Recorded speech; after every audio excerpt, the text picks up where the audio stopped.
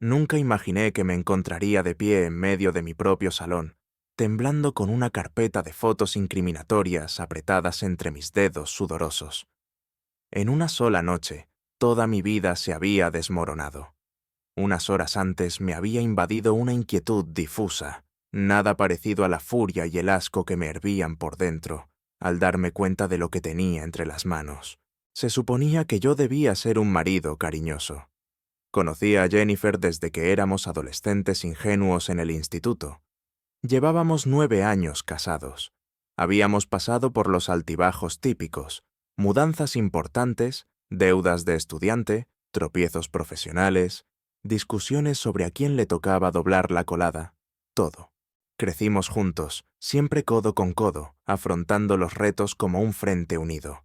Claro que no era perfecto, pero de verdad me consideraba de los buenos. Estable, fiable, siempre dispuesto a estar ahí para ella pasara lo que pasara.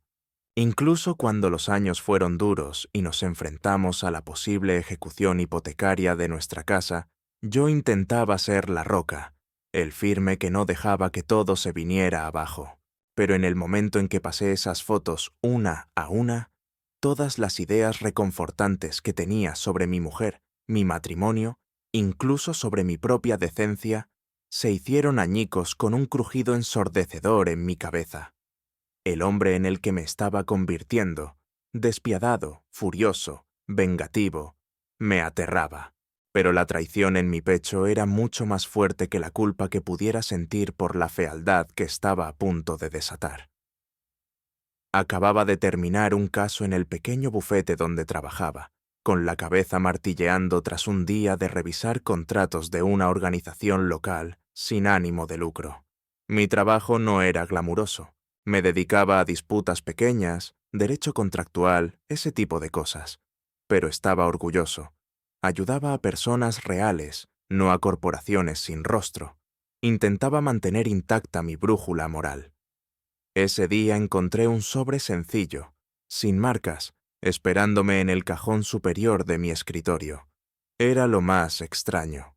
No había nombre escrito fuera, solo mi inicial garabateada con bolígrafo, como si alguien hubiera entrado o recibido un permiso especial del personal de la oficina para dejarlo allí. Lo abrí. Por dentro, mi estómago se retorció entre confusión y repulsión. Había casi una docena de fotografías, cada una un poco más borrosa que la anterior, pero aún perfectamente reconocibles.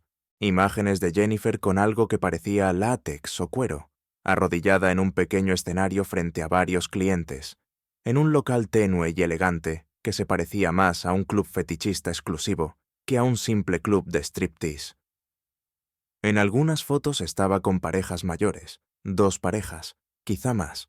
Otra la mostraba con los brazos a la espalda, en una clara demostración de sumisión, con luces de neón parpadeando alrededor.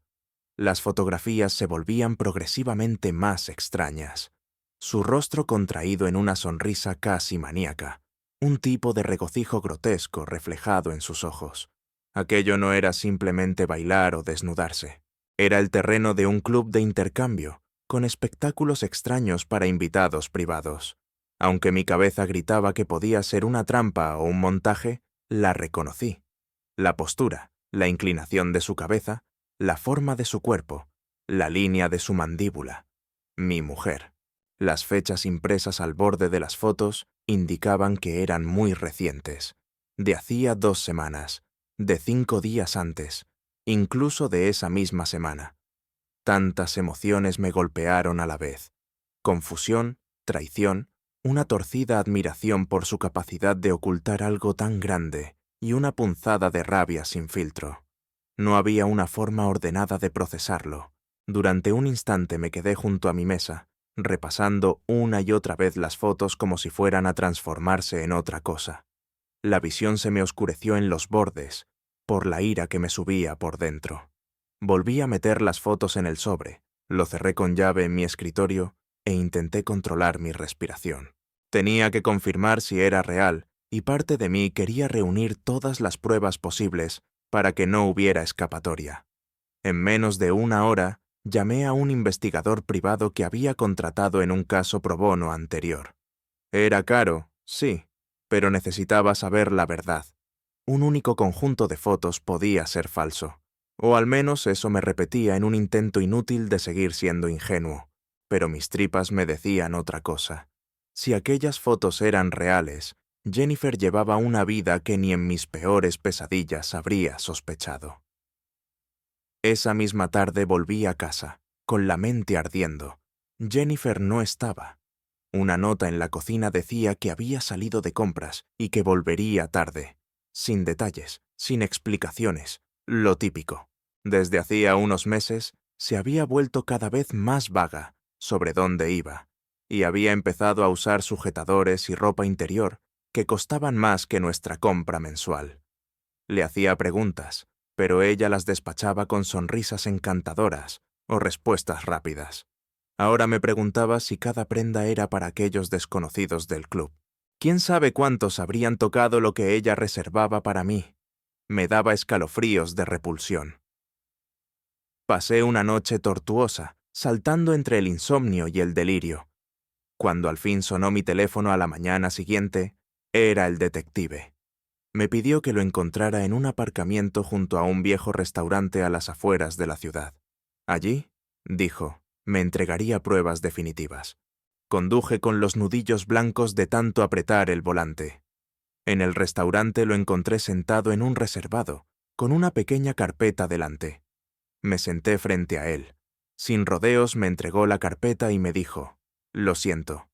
Dentro había más fotografías, algunas en alta resolución y a color, de Jennifer pavoneándose en un gran salón lleno de luces estroboscópicas y un escenario central. El cartel de fuera rezaba, solo socios. Noche de sorpresas. Más fotos.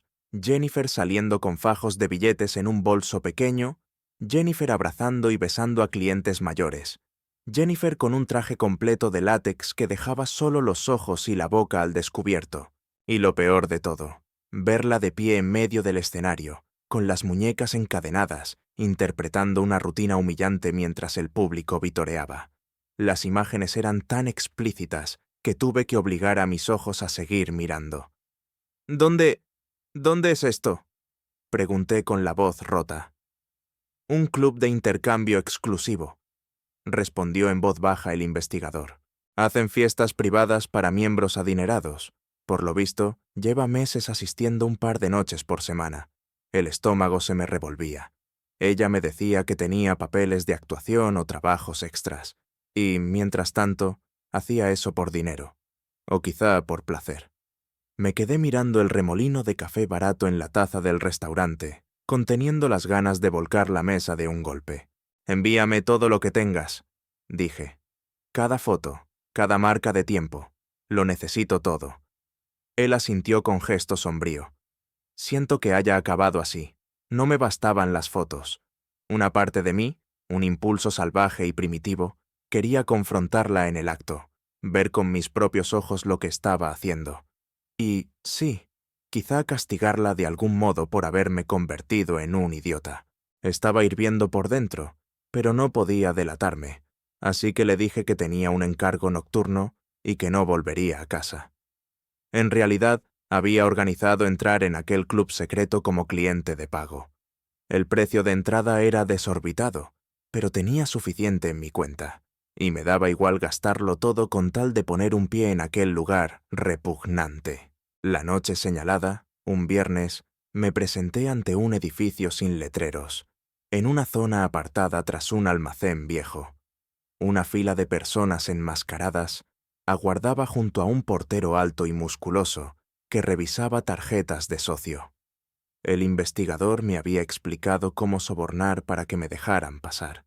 Efectivamente, tras deslizar discretamente unos billetes al portero, me abrió el paso. Entré en un salón lujoso, tenuemente iluminado, con sillones mullidos dispuestos alrededor de pequeñas mesas. En el centro había un escenario rodeado por una pasarela. Todo olía a perfume caro, a cuero y a un leve rastro de sudor. Mis sentidos estaban saturados. Risas, gemidos y el tintinear de copas de champán retumbaban en las paredes. En la entrada me entregaron una máscara negra y plateada. Ya me había puesto un traje oscuro para fundirme con la clientela de clase alta que frecuentaba aquel lugar. Intentando mantener la calma, avancé entre la multitud y me acomodé en un asiento cerca del escenario, con cada nervio de mi cuerpo en tensión. Había parejas de distintas edades dispersas por el salón. Algunas rondaban los 50 o 60, vestidas con ropa de gala extravagante, devorando el escenario con la mirada. De pronto, un silencio cayó sobre la sala, mientras las luces cambiaban a un púrpura intenso que bañaba la pasarela. Fue entonces cuando mi esposa apareció, enfundada en un traje de látex increíblemente ajustado que brillaba bajo los focos. Su rostro estaba parcialmente oculto por una media máscara negra, pero sus ojos eran visibles, y los reconocí con dolorosa claridad. El corazón me golpeaba tan fuerte que estaba seguro de que toda la mesa debía de temblar. La acompañaban dos hombres con capuchas teatrales, llevándola sujeta con una especie de correa. Los espectadores a mi alrededor murmuraban excitados. Algunos aplaudían, otros se quedaban boquiabiertos. Jennifer, o el nombre artístico que usara allí, desfilaba por la pasarela con una seguridad descarada en su traje de látex. Al llegar al escenario central, se arrodilló con gracia, como si hubiera repetido aquella rutina cientos de veces. Una pareja mayor, quizá de unos 60 años, la llamó con un gesto. Ella se arrastró a 4 patas. Todo mi cuerpo se tensó, con los puños apretados hasta dolerme. La escena era grotesca. Estaba representando actos de sumisión delante de ellos, arqueando la espalda, apoyando las manos enguantadas en el suelo como si implorara.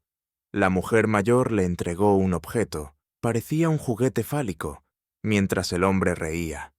El murmullo del público se volvió más intenso.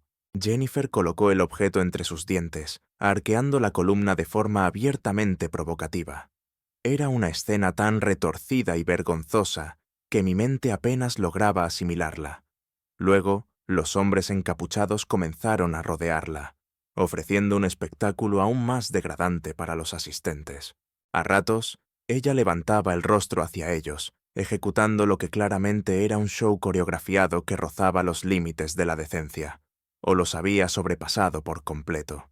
Sentí náuseas, el estómago encogido, pero no podía moverme. Estaba clavado a la silla, la máscara sofocándome, la sangre rugiendo en mis oídos.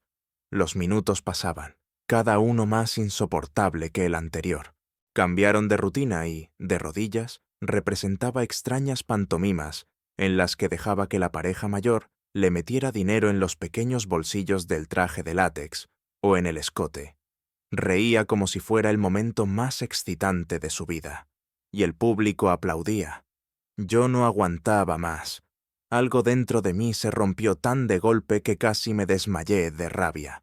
Me levanté de un salto, abriéndome paso a empujones entre los espectadores. Veía todo teñido de rojo, entre odio y desgarro, tan intenso que parecía que flotaba. Cuando llegué al borde del escenario, me arranqué la máscara y la lancé a un lado con un gesto dramático que atrajo al instante todas las miradas. Mi voz tronó. «¡Jennifer!». Ella se detuvo en seco y giró bruscamente. La multitud entera soltó un grito ahogado al unísono. Sus ojos se abrieron de par en par, la media máscara incapaz de ocultar el reconocimiento. Se puso de pie de un salto, la confusión mezclada con un horror absoluto. «¿Qué haces aquí?», balbuceó, levantando un brazo enfundado en látex como para cubrirse. Los focos brillantes iluminaban el temblor de sus labios. Ya era demasiado tarde. Mi visión se estrechó hasta convertirse en un túnel. Grité, mi voz retumbando sobre el silencio que había caído en la sala. «¿Qué crees que hago aquí?», dije. «Tengo tus fotos, también tengo los videos. ¿Qué es esto, eh? ¿Así me pagas todo lo que construimos juntos?». Ella intentó recomponerse, levantando el mentón en un gesto desafiante. «No tienes derecho a estar aquí», replicó con dureza. Sus palabras sonaron agrietadas por los primeros visos de pánico, pero también se notaba un tono de arrogancia, como si yo fuera el que invadía su territorio. «Estás violando mi privacidad. Es mi trabajo. No necesito tu permiso. La furia casi se tragó mi voz. «Me das asco», gruñí. «Te di todo, amor, un hogar, lealtad. ¿Y me lo devuelves arrastrándote para estos ancianos decrépitos?» «Cállate», chilló ella, dando un paso adelante y señalándome con un dedo enfundado en látex que temblaba. «No te atrevas a venir aquí y humillarme así. ¿Cómo pudiste hacer esto? ¿Espiarme? ¿Presentarte sin avisar? Estás acosando a tu propia esposa». Solté una risa sin alegría. ¿Mi esposa? ¿La misma mujer que se retuerce para extraños en un club de intercambio? Menuda frontera moral has trazado, pensé con desprecio. Ella miró a su alrededor y se dio cuenta de que todo el club la estaba observando. Su bravata se desmoronó, sustituida por furia y humillación. Pisó fuerte sobre el escenario, erguida como si tuviera la superioridad moral. «Esta es mi vida. No tienes voz sobre lo que hago. Te dije que necesitaba espacio. Si intentas arrastrarme fuera de aquí, llamaré a la policía». Mi rabia alcanzó el clímax. Salté al pequeño estrado, ignorando los jadeos y a los hombres con capuchas que empezaron a intervenir. «¡Te vas a casa conmigo ahora!», truené, agarrándole la muñeca. Ella se zafó con violencia. «¡Quítate las manos de encima!», gritó, su voz resonando en el silencio. «Si me vuelves a tocar, gritaré tan fuerte que la policía te arrestará por agresión. Esto es propiedad privada. No tienes derecho». Todo sucedió en segundos. Un par de porteros enormes, más como guardaespaldas, se abalanzaron sobre mí y me inmovilizaron por la espalda. Mi cara impactó con fuerza contra el suelo del escenario, un golpe brutal que me dejó el sabor metálico de la sangre en la boca. Pateé y escupí, pero me retorcieron los brazos a la espalda y me esposaron con bridas de plástico. El público se abrió ante nosotros. Algunos espectadores se rieron con condescendencia. Otros susurraron en estado de shock. Jennifer se plantó sobre mí, jadeando por la adrenalina. Su rostro se contorsionó en una mezcla de histeria y triunfo. «Te lo advertí», siseó. «No puedes entrar de cualquier manera y arruinar mi espectáculo. Estás fuera de tus cabales». Apenas pude balbucear, con los labios ardiéndome por el golpe. «Espera a que...». Ella me cortó dándole la espalda y haciendo una señal para que los porteros me sacaran. Me arrastraron hacia la salida, a medias mientras forcejeaba. Escuché las burlas de algunos clientes de alto poder adquisitivo, como si yo fuera la basura que con gusto arrojarían a la cuneta. En un instante me empujaron por las puertas y caí de bruces sobre el pavimento. Segundos después, uno de los porteros cortó las bridas y me propinó una patada en las costillas por si fuera poco. Me dejaron tosiendo, la cara ardiéndome de humillación y rabia. Permanecí allí tendido, lo que me parecieron horas, antes de incorporarme a trompicones. Mi mente era una tormenta. Me había amenazado, humillado, tratado como un intruso. Aquella era la mujer que una vez me dijo que yo era su alma gemela, que hablaba de formar una familia, de volver a viajar por Europa, de vivir un final feliz. Al recordar todo, la ira que se enroscó en mi pecho aquella noche nunca me dejó del todo. Solo se solidificó en algo negro e implacable. Volví a casa con la sangre aún goteando de mi labio partido, la escena humillante repitiéndose sin descanso en mi cabeza. Sobre las 2 de la madrugada caí desplomado en el sofá del salón. No dormí. Solo miré las horas pasar en el reloj digital. Jennifer no volvió esa noche, ni la siguiente, ni la siguiente. Al cuarto día pedí mediodía en el trabajo y fui a ver a un cerrajero. Cambié todas las cerraduras de la casa. Si quería volver arrastrándose, no sería en sus términos. Efectivamente, aquella misma tarde, al atardecer, escuché el tintinear de llaves en la puerta principal, luego un golpeteo frustrado, un golpe más fuerte y finalmente su voz. «Ábreme, sé que estás ahí». Me tomé mi tiempo para acercarme a la puerta. La abrí solo lo suficiente para mirarla con dureza. Ella permanecía en el quicio, brazos cruzados, el cabello desordenado. Una chispa de ira iluminó su rostro al comprobar que no entraría con libertad. ¿Cambiaste las cerraduras?, preguntó indignada, como si yo fuera el que estaba fuera de lugar. Sí, respondí con frialdad. No te quiero aquí. Intentó empujar para pasar, pero apoyé la mano en el marco. «¡No puedes hacer esto!», gritó. «Es mi casa también». «No por mucho tiempo», repuse. «Perdiste derecho a opinar cuando me amenazaste en ese antro. Tú tomaste la decisión». Me miró furiosa, los puños apretados a los lados. Entonces su expresión cambió y se volvió más astuta. «Está bien», dijo con voz cortada. «No quieres dejarme entrar. Ya veremos qué dice la policía. Te haré arrestar por maltrato conyugal». Me acerqué con una mueca, dejando ver la oscuridad de mi rabia. «Pruébalo. Tus guardaespaldas ya me hicieron bastante daño por tu orden. Tengo fotos de mis heridas, partes médicos, todo. Así que adelante, terminarás entre rejas por agresión y lesiones con tus queridísimos compañeros de club». «¿Crees que no puedo defenderme legalmente?», balbuceó ella con los ojos llenos de odio. «Ya veremos». Le cerré la puerta en la cara. Golpeó unos minutos más, lanzando insultos, y luego se fue hecha una furia hacia su coche. Observé por la ventana del salón hasta que las luces traseras de su coche desaparecieron calle abajo. Respiraba con dificultad. Parte de mí se sentía enfermo. Nunca pensé que llegaría a cerrar la casa a mi propia mujer. Pero no había vuelta atrás. Ella lo había dejado muy claro. Al día siguiente, supe que se había ido a casa de su madre. Un vecino que pasó por delante la vio metiendo maletas en el maletero y marcharse a toda prisa. «Buena suerte», me dije, aunque un vacío se quedó anclado en el pecho. La casa estaba extrañamente silenciosa sin ella. Durante 9 años su presencia, para bien o para mal, había tejido la rutina de mis días.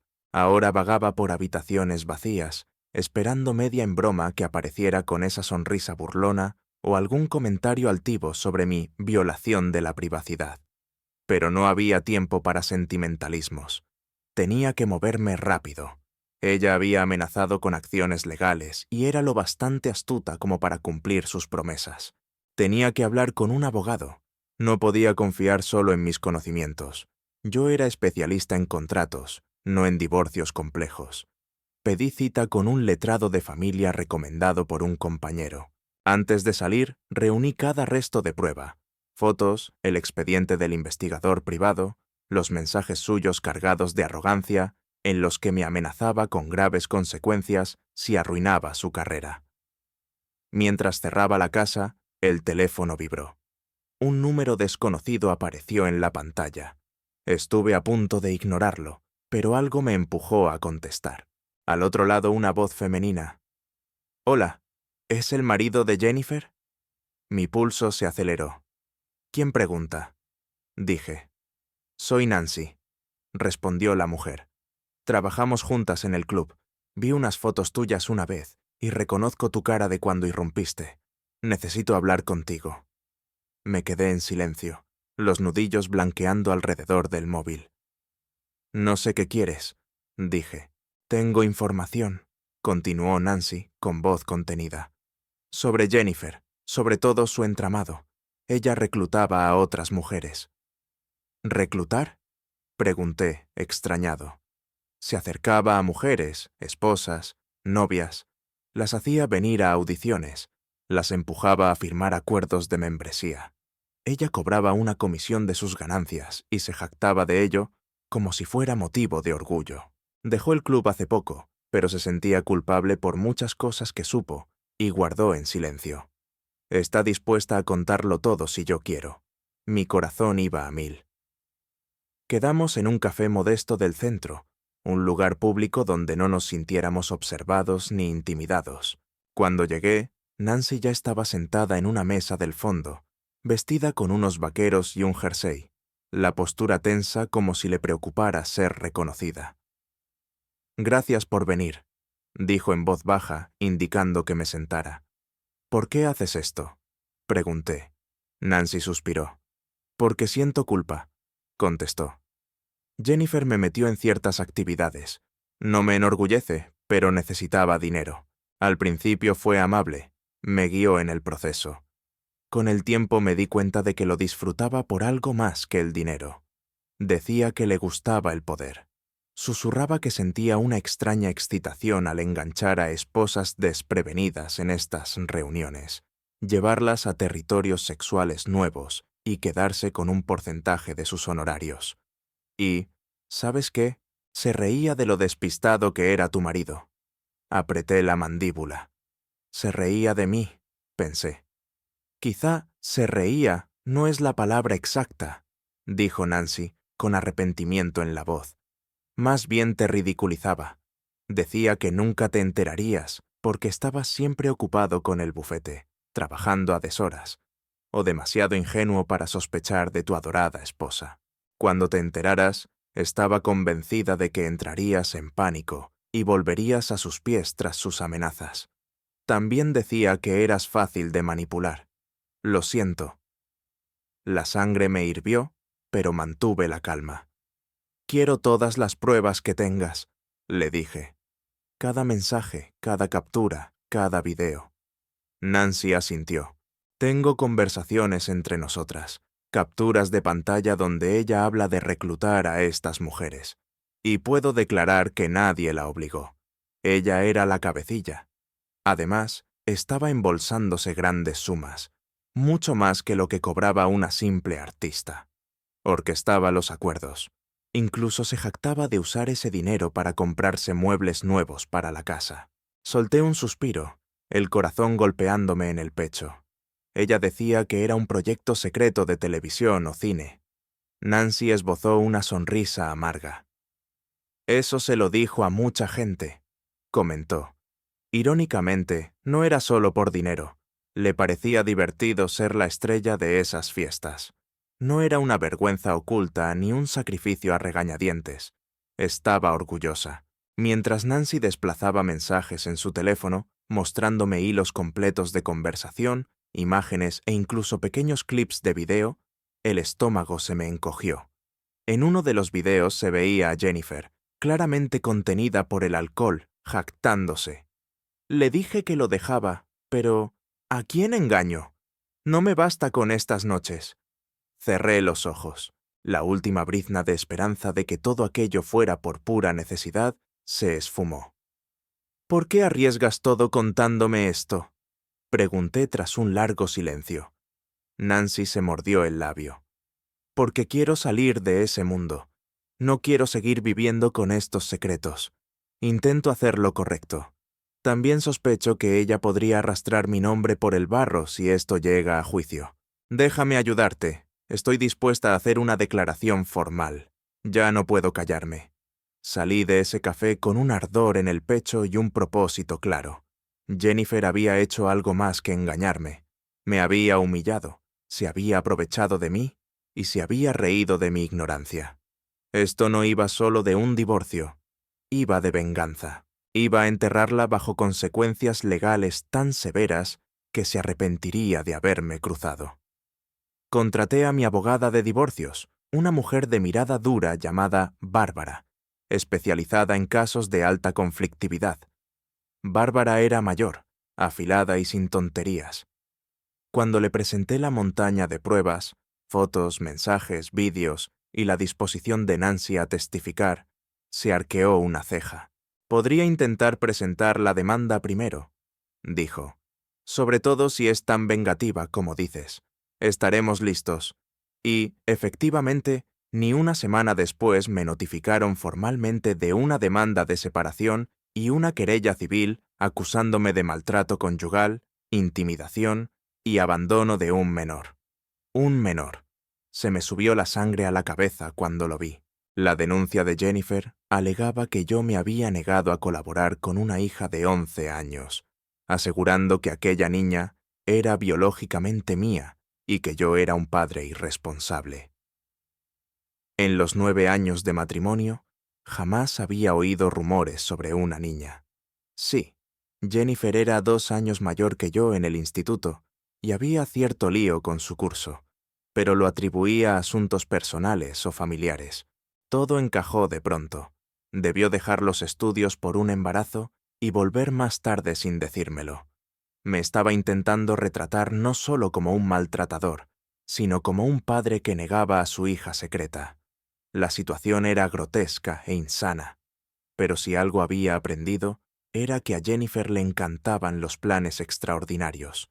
Entré a la oficina de Bárbara y lancé la demanda sobre su mesa. «Se ha vuelto loca», gruñí. «Dice que la agredí y que le fui infiel con esa amiga del club, Nancy, cuando yo conocí a Nancy después de todo esto». Bárbara no se mostró sorprendida. «Táctica clásica», murmuró. «Gente como tu mujer suele acumular todas las acusaciones posibles y espera que algo cuaje o que te presionen a llegar a un arreglo». «Se equivocó de objetivo», respondí con rabia. «No vamos a negociar. Quiero destrozarla en los tribunales». Bárbara asintió. «Solicitaremos una vista urgente. Vamos a por todas». Llegó el día de la vista. La tensión era palpable, como si pudiera cortarse con un cuchillo. El viejo edificio del juzgado se alzaba con sus columnas y arcos, la bandera estatal ondeando a la entrada. El estómago me bullía de adrenalina y rencor acumulado. Dentro, tomamos asiento. Jennifer entró escoltada por su madre, algunos familiares que reconocí de la boda, y un abogado masculino, delgado e impecablemente vestido. Me lanzó una mirada fulminante que no contenía ni una pizca de remordimiento, solo desafío.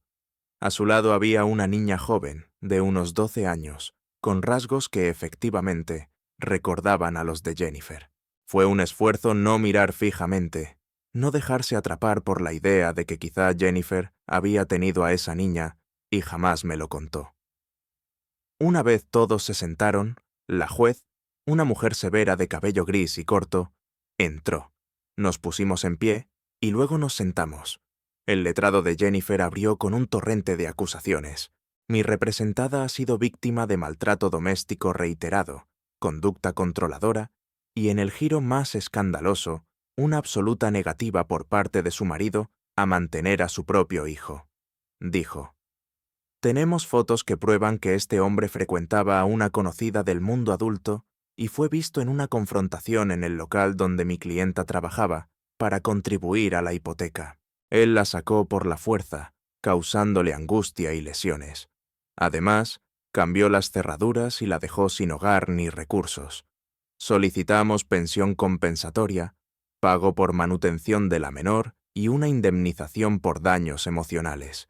Me apreté los puños, furioso por la desfachatez y la reescritura descarada de los hechos. Me estaban pintando como un monstruo. Llegó mi turno. Bárbara se puso en pie con voz serena, pero contundente.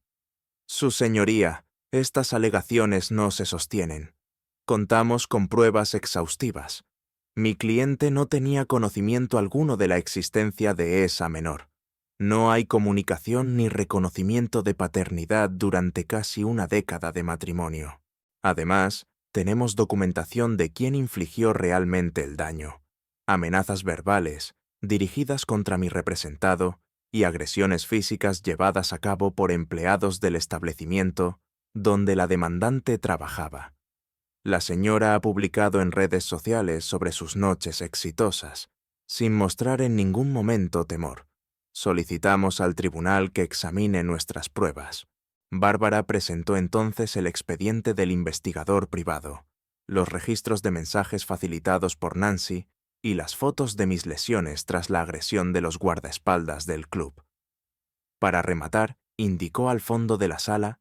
Nancy se puso en pie.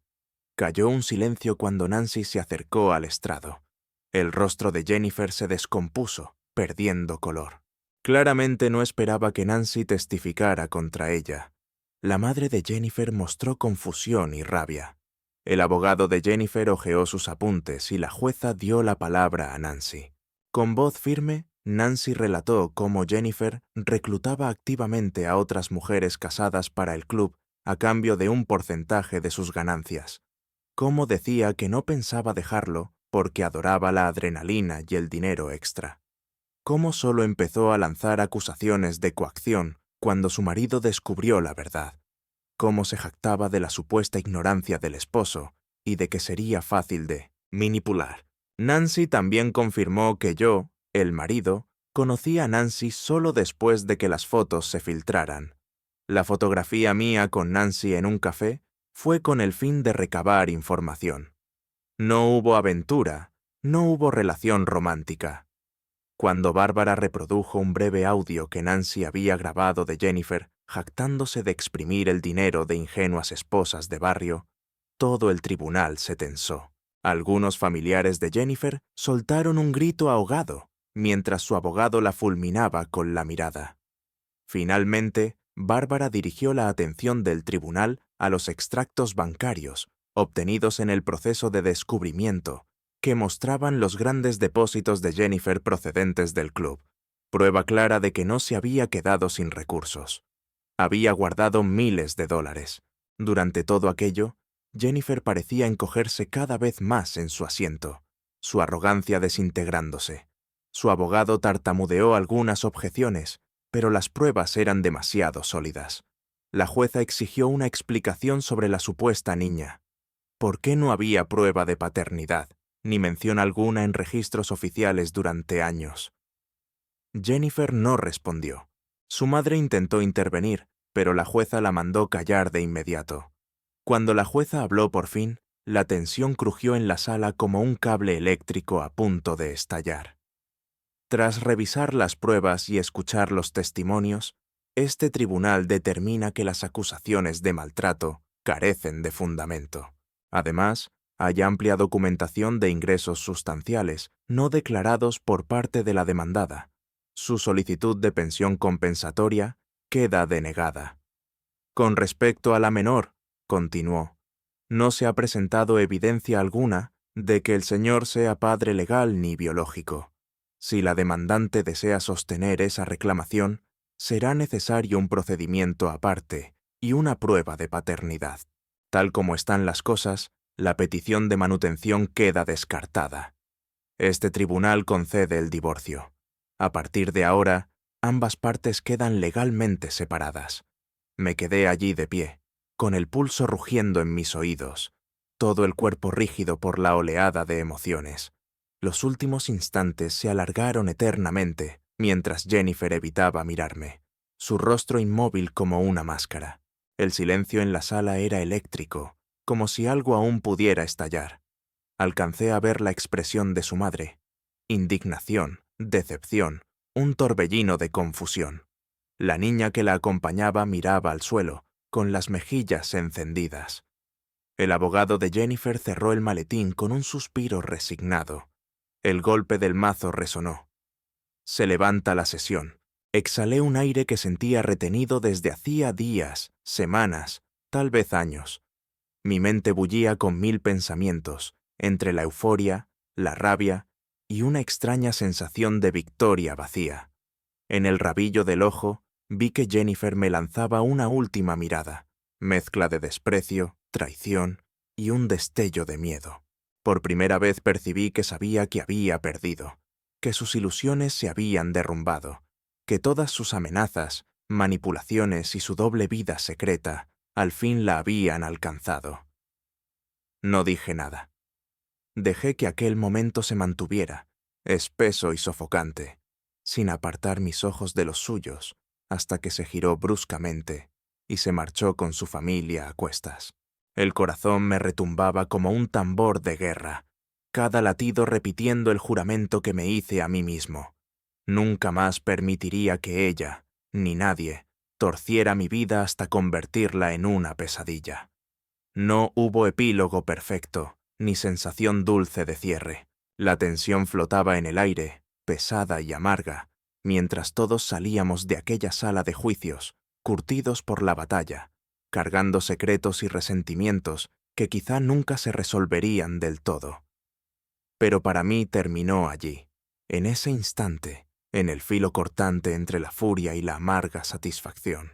El matrimonio se había acabado, destrozado por sus mentiras y sellado por el decreto de la jueza. Y así concluyó todo, en un silencio asfixiante, sin ilusiones que nos protegieran de la verdad amarga.